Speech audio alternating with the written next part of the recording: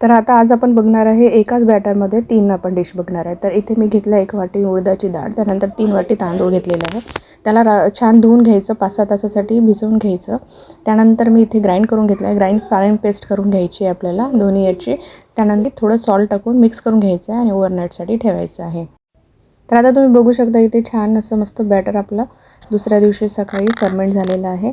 याला छान जाळी आलेली आहे, तुम्ही बघू शकता. तर हे आता आपलं बॅटर रेडी आहे. त्याला छान मिक्स करून घ्यायचं आणि एका बाउलमध्ये मी काढून घेतलं. थोडंसं परत मीठ टाकलं होतं, पाणी टाकलं होतं आणि कन्सिस्टन्सी बघून आपण इडलीसाठी हे आता बॅटर ठेवणार आहे. तर तुम्ही बघू शकता मी इडली पात्राला छान ऑइल लावून ग्रीस केलेलं आहे.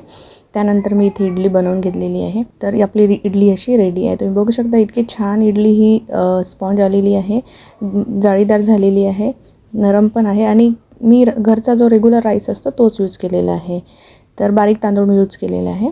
त्यानंतर ह्याच बॅटरचा आपण आता डोसा बनवणार आहे. तुम्ही बघू शकता. तर अशा प्रकारे आपल्याला बॅटर डोस्याचं स्प्रेड करून घ्यायचं आणि वरून छान असं तेल सोडून घ्यायचं आहे. तुम्ही बघू शकता हा डोसा पण छान झालेला आहे. म्हणजे एका बॅटरमध्ये तुम्ही 3 ते 4, 5 डिश असे बनवू शकता, पण मी इथे 3च डिश सांगितलेले आहे.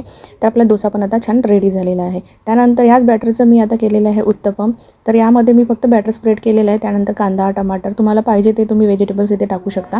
थोडंसं मी तिखट टाकलेलं आहे, मीठ टाकलेलं आहे आणि छान याला झाकून ठेवायचं आहे आणि याला एक साईड छान होऊ द्यायचं आहे. त्यानंतर आपल्याला पलटून घ्यायचं आहे. तर आता आपला उत्तपम पण रेडी आहे. तर अशा प्रकारे तुम्ही एक बॅटर यूज करून 3 प्रकारचा नाश्ता बनवू शकता. तर भेटूया अशा सिंपल, इझी नवीन रेसिपीसोबत नेक्स्ट व्लॉगमध्ये. Bye bye.